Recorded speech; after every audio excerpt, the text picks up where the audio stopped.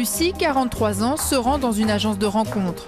Elle ne vient pas ici pour chercher un mari, mais un amant. Comme les 300 clients de cette agence genevoise, elle est venue chercher ici ce qui lui manque. Je pense que je le fais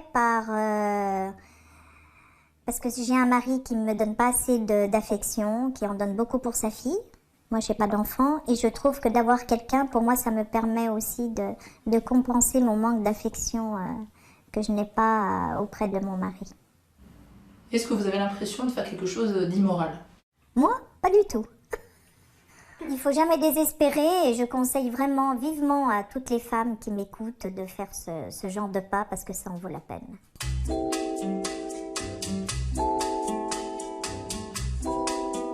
L'adultère est un marché prometteur pour toute une série de nouveaux business. Comme nous l'explique la directrice de cette agence, le client vient voir si l'herbe est plus verte ailleurs. Ici, on propose des rencontres sincères ou libertines, comprendre des rencontres entre gens libres ou entre personnes mariées. Donc vous connaissez un petit peu le fonctionnement de notre agence, hein. C'est vraiment des gens qui recherchent le petit jardin secret sans mettre en péril le ménage. Il y a différents problèmes à la maison. C'est des fois un petit peu un à côté qui aide à tenir le coup. L'agence Cupidon existe depuis 18 ans. Au départ, elle était uniquement matrimoniale, mais pas mal de personnes commençaient à venir en étant mariées, ne le disant pas. Ça a créé quelques conflits, histoires, désespoir. Et c'est là où j'ai cherché quoi faire pour que quand les clients viennent, ils disent la vérité. Ils ne se sentent pas embarrassés, il n'est pas besoin de mentir. Et c'est là où j'ai ouvert le secteur sincère et libertin parce qu'il y avait de plus en plus de personnes qui étaient mariées, qui avaient envie de trouver quelqu'un, voire pour oser partir ou combler certains manques. Voilà. Ici, ça marche à l'abonnement. Pour un peu moins de 800 francs par an, le client pourra rencontrer autant de personnes mariées qu'il le désire. Un marché de l'adultère qui est en pleine évolution. Tout ce qui est du domaine du sentiment, du sexe, il y a un énorme business parce que c'est quelque chose qui touche tout le monde. Il y a les fantasmes, il y a les manques, il y a les besoins. Donc oui, c'est un business. Alors ça, c'est un créneau qui ne va pas nous faire mourir de faim. Ça, c'est clair. Je suis un être à la recherche, non pas de la vérité, mais simplement d'une aventure. Sur le web aussi, le business de l'adultère fleurit. Ce site qui se vend comme le leader de la rencontre extra-conjugale annonce plus de 700 000 membres mariés, dont 30 000 en Suisse romande.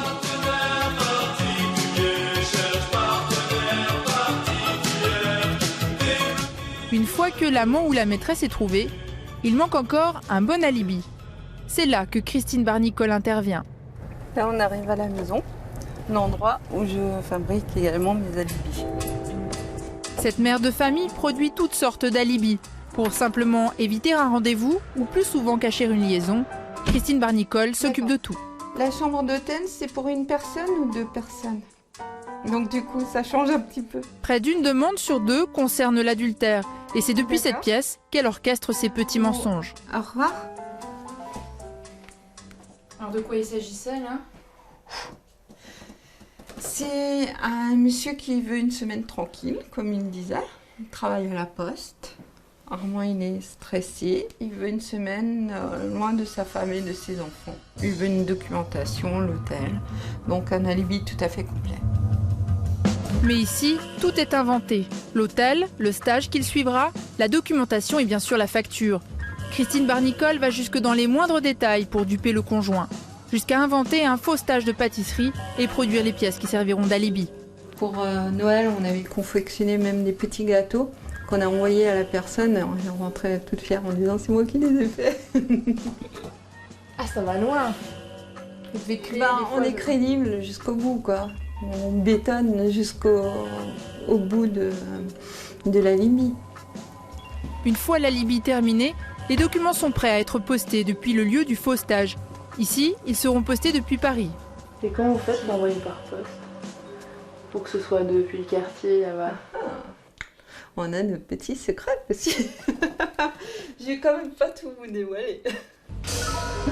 L'alibi aura coûté 88 francs à ce monsieur qui pourra partir une semaine sans donner d'autres explications à sa famille. C'est des personnes qui demandent soit une nuit d'hôtel, soit 2-3 jours, qui utilisent un petit peu nos services comme un tremplin pour voir sans tout casser à la maison si l'herbe est plus verte ailleurs.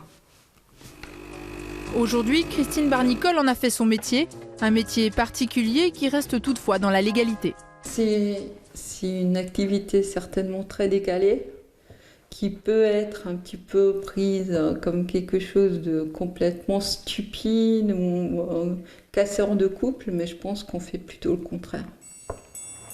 Une fois que vous avez le partenaire et le bon alibi, il ne vous manque qu'à trouver l'endroit idéal pour votre 5 à 7. C'est là que David Lébé intervient. La femme des uns, sous le corps des autres. Son idée ? Louer des chambres d'hôtel à l'heure et en journée via un site internet. Une sieste coquine qui se dit en anglais « day use ». Donc voici une chambre classique à Paris qu'on utilise justement pour du day use, qui est disponible de 11h à 17h tous les jours. Ensuite, suivant les hôtels, ils peuvent proposer du champagne ou proposer des kits coquins ou autre chose. Là, en l'occurrence, voici le kit coquin, par exemple, la petite bouteille de champagne avec les petits fruits, etc. Cet hôtelier parisien a flairé le bon coup. Chaque jour, il recevait une dizaine de demandes de couples adultères. Il a donc créé un site qui propose de réserver une chambre simplement et discrètement. La personne va sur le site web, choisit son hôtel, choisit son heure d'arrivée, met simplement son nom, son prénom. Bien sûr, il n'est pas obligé de mettre les vrais. Il met son numéro de portable, une adresse mail et là, la réservation est confirmée. On ne demande pas de carte de crédit pour que ce soit vraiment le plus simple et le plus discret possible pour nos clients. Et les résultats ne se sont pas fait attendre. Pour ce petit hôtel parisien, c'est une réservation de plus chaque jour. En Suisse aussi, les hôtels commencent à adhérer au concept. Fraîchement arrivé sur le site des Use, il y a l'hôtel Agora, un hôtel lausannois tenu par la famille Fassbind, hôtelier depuis 6 générations. Pour son propriétaire, le Day Use n'a rien d'immoral. Qui me dit que les gens qui viennent dormir chez moi sont plus moraux que ceux qui viennent dormir, qui viennent la journée chez moi. J'ai aucune raison de croire. Donc, si vous voulez, la moralité existe potentiellement autant la nuit que le jour. Alors nous, on ne cautionne pas l'adultère, on n'incite pas à l'adultère, on répond simplement à une demande. Après, que les clients viennent en couple illégitime, en couple légitime pour travailler, pour se reposer, pour prendre une douche. Après, ça ne nous regarde pas. En tout cas, on change le mode de consommation de la chambre d'hôtel aujourd'hui. Pas que de la chambre d'hôtel. Hein. Non, pas que ça, mais en partie. L'adultère est un business sans limite. Aujourd'hui, les services se multiplient et les habitudes changent. La preuve, contrairement aux idées reçues, un client sur 2 est une femme. Elles n'ont désormais plus peur de passer à l'action. Est-ce que vous avez d'autres questions? Vous vous sentez... Non? Vous vous sentez prête? On peut remplir le petit dossier? C'est bon. Alors c'est parti. Quel est votre nom? Jacques.